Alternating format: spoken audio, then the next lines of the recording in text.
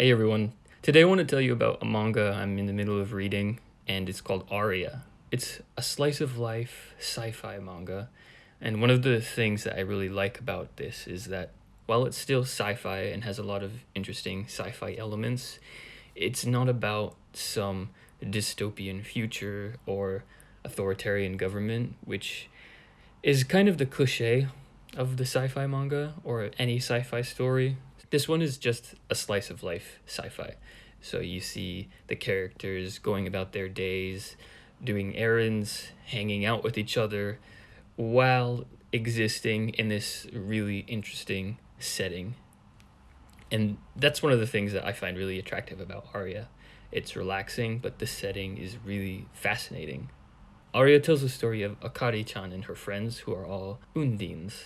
And undine is like a job where you row a boat through the canals of this futuristic version of Venice. And you follow them on their journey as they train to reach a higher rank undine. While that's happening, they have all kinds of really funny adventures with each other. And I really love the character interactions in this manga. The characters are really funny.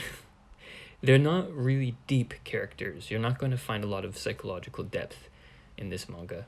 But as a group, they work really well together. It just gives you this really good feeling. And I'm laughing all the time when I read it because the characters, they come to have their individual quirks and their individual personalities that are all really funny when you put them together in different situations. This is a great manga to read when you're getting ready for bed or you just want to fall asleep because there's no stress in this manga. Everything is relaxing. It really started to pick up for me after volume 2.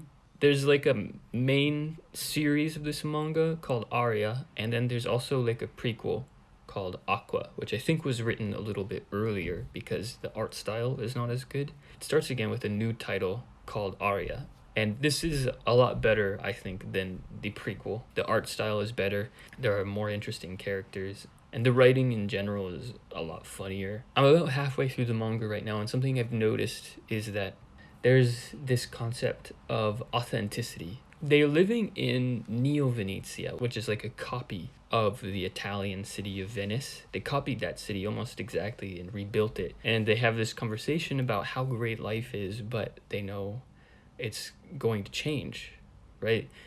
They know that in the future things are going to be different than they are right now, and the characters are regretting that eventually this happy time that they have is going to be gone, right? And life is going to be different. One of the older characters gives the advice that you can't hold on to the past and try to keep it like that forever. It's always going to change and you've just got to accept change. But she said the past is not always necessarily better than the future.